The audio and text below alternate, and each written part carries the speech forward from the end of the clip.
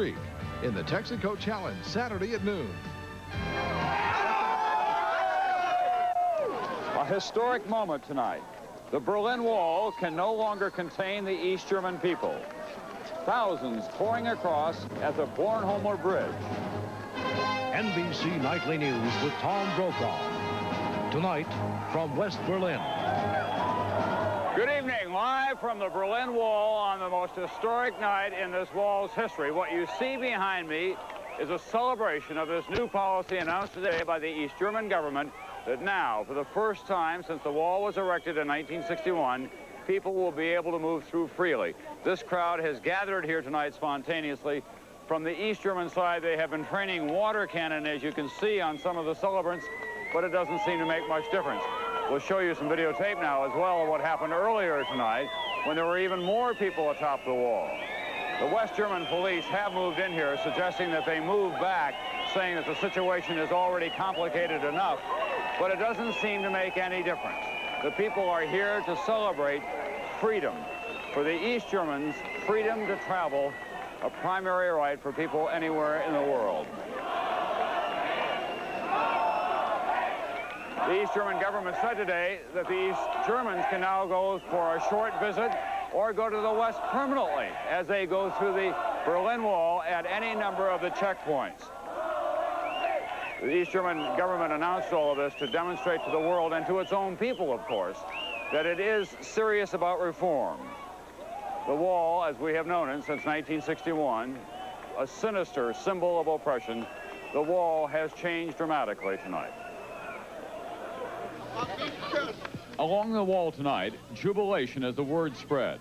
East Germans are being told if they apply for visas tomorrow morning, they'll be granted immediately, and they can leave through the Berlin Wall checkpoints.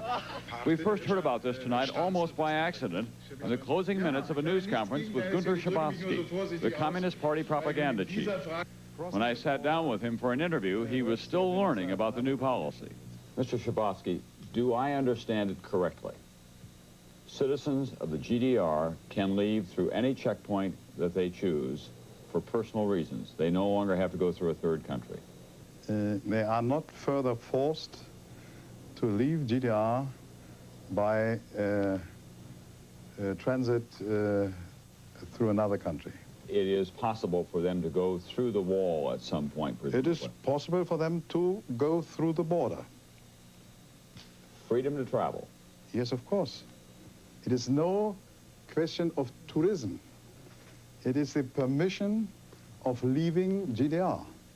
One of the ways that you would prove your good intentions is to hold elections, which you have now announced that you are willing to do. When? This question is to be decided, is still to be decided. If you fix a date, I think it is a second step. The first step is to have the conditions for elections, for free elections. And the conditions must be discussed. You have spent most of your adult life as a prominent official in the party, the Communist Party and the GDR. Given what has happened in the last 3 months, do you think the personal investment that you've made in the party has been a mistake or a waste? It was no mistake. I'm a convinced communist, you see. Of course... even now? Even now. On the other hand, of course, we see the troubles and we see the mistakes, and there's a lot of work which we have to do, and we see the mistrust of the people. We understand that it is a very, very difficult task, but it is a task. And here at the Brandenburg Gate, the party continues. The East German police are not able to discourage those two young men, even with water cannon. The Communist Party leader, Egon Krenz, is throwing his support behind free elections, urging a new law that ensures, in his words, free democratic general elections without a secret ballot. For his part, West German Chancellor Helmut Schmidt, now in Poland, says he may have to cut short his trip to return to West Germany to deal with the crisis. NBC's Jim Bitterman on today's announcement and how it was greeted in West Germany.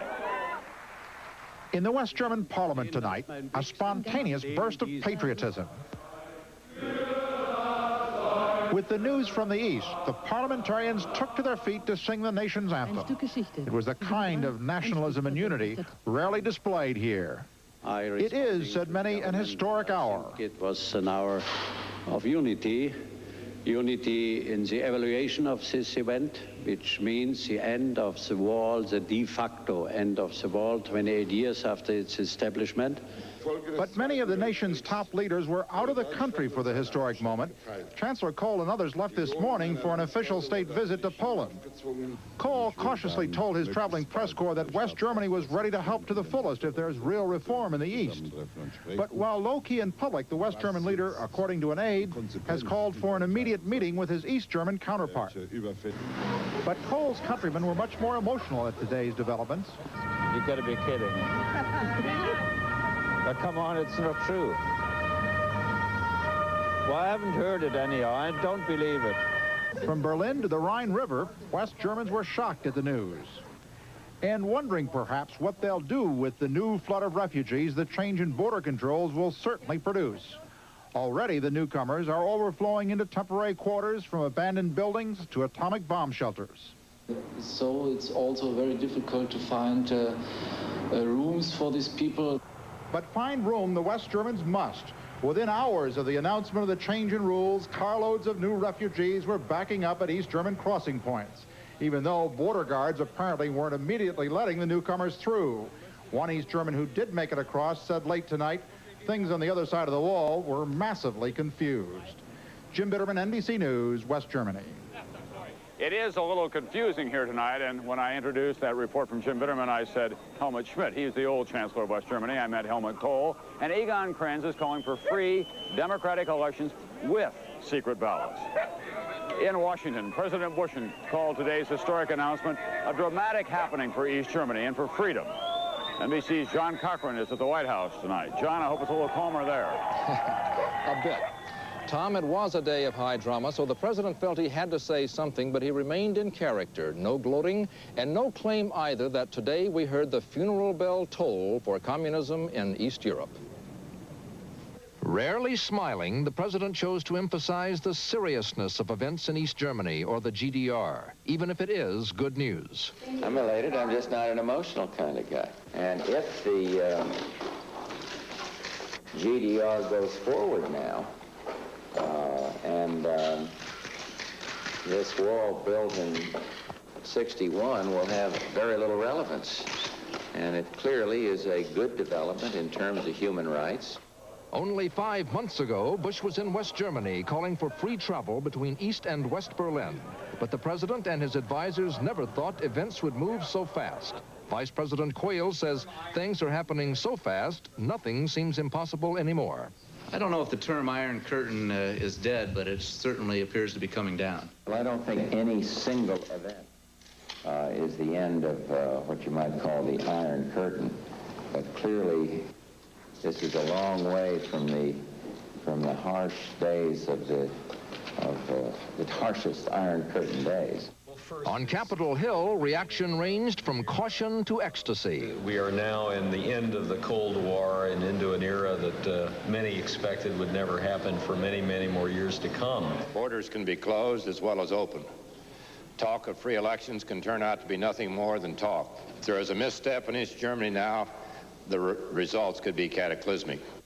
Despite the fact that East Germans are now free to leave, President Bush seemed to think it might be a good idea for them to stay where they are. I think a lot of Germans who have felt pent in and unable to move are going to say, look, we can move, but wouldn't it be better to participate in the reforms that are taking place in our own country? By not urging East Germans to flee and by not gloating, the president hopes to avoid embarrassing Mikhail Gorbachev before their meeting early next month. But do today's events in East Germany give Mr. Bush an edge in those talks with Gorbachev? The president candidly admitted, yes. Tom? Thank you, John. Well, the West German police have moved in here in an effort to restore some order. In the Soviet Union today, the opening of the border between East and West Germany was reported tonight by the TASS news agency.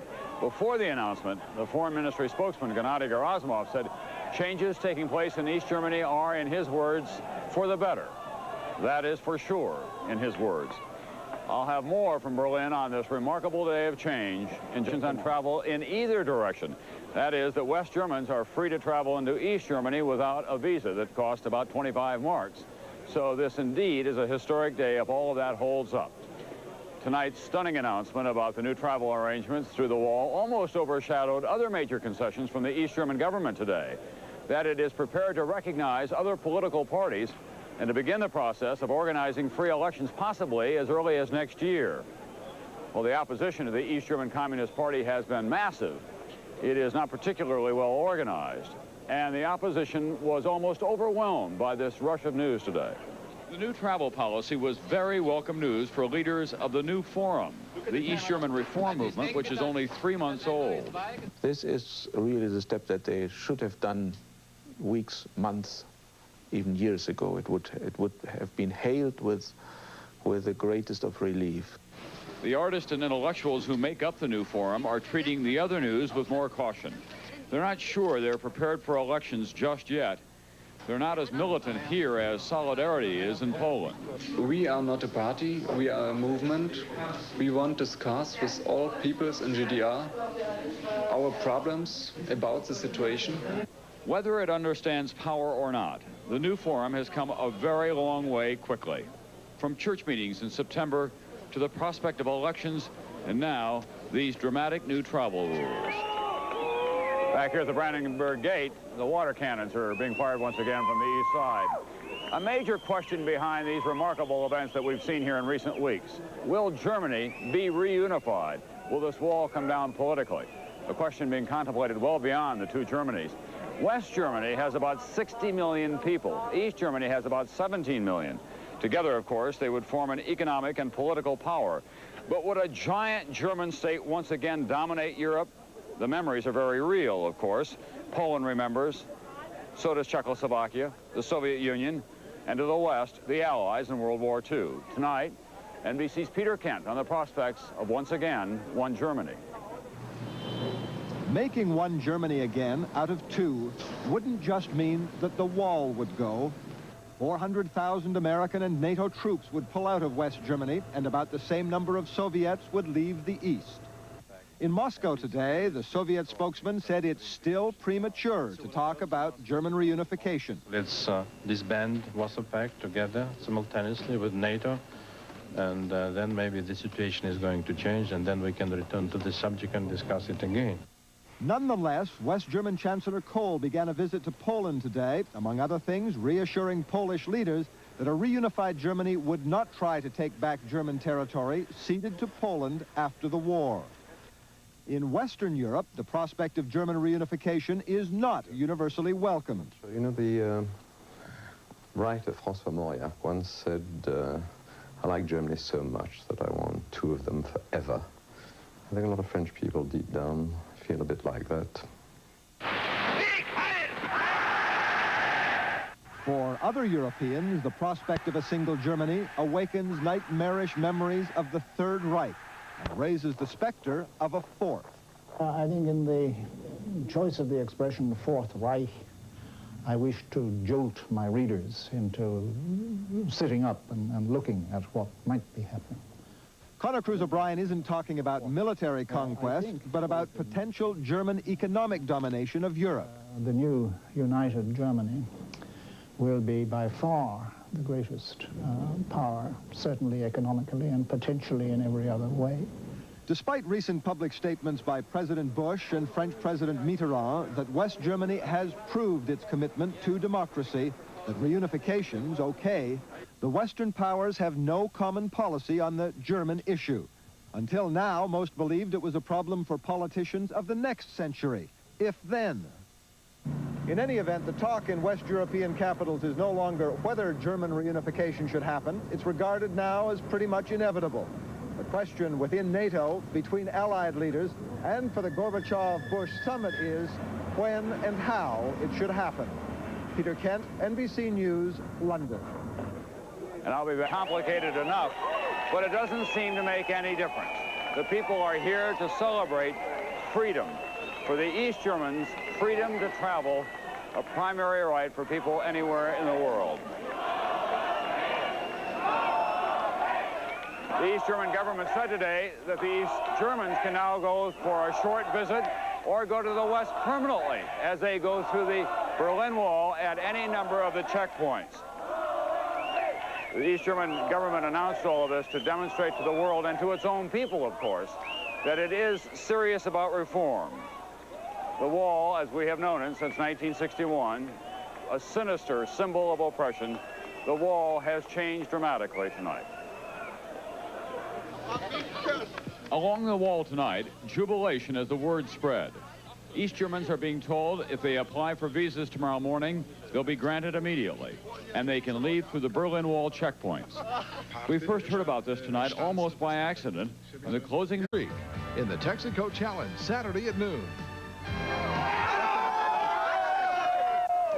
A historic moment tonight. The Berlin Wall can no longer contain the East German people. Thousands pouring across at the Bornholmer Bridge. NBC Nightly News with Tom Brokaw. Tonight from West Berlin.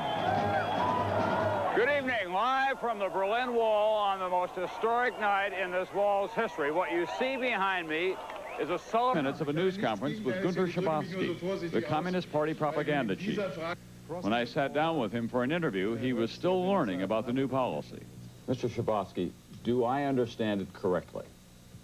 Citizens of the GDR can leave through any checkpoint that they choose for personal reasons. They no longer have to go through a third country. They are not further forced to leave GDR by transit through another country. Celebration of this new policy announced today by the East German government that now, for the first time since the wall was erected in 1961, people will be able to move through freely. This crowd has gathered here tonight spontaneously. From the East German side, they have been training water cannon, as you can see on some of the celebrants, but it doesn't seem to make much difference. We'll show you some videotape now as well of what happened earlier tonight when there were even more people atop the wall. The West German police have moved in here, suggesting that they move back, saying that the situation is already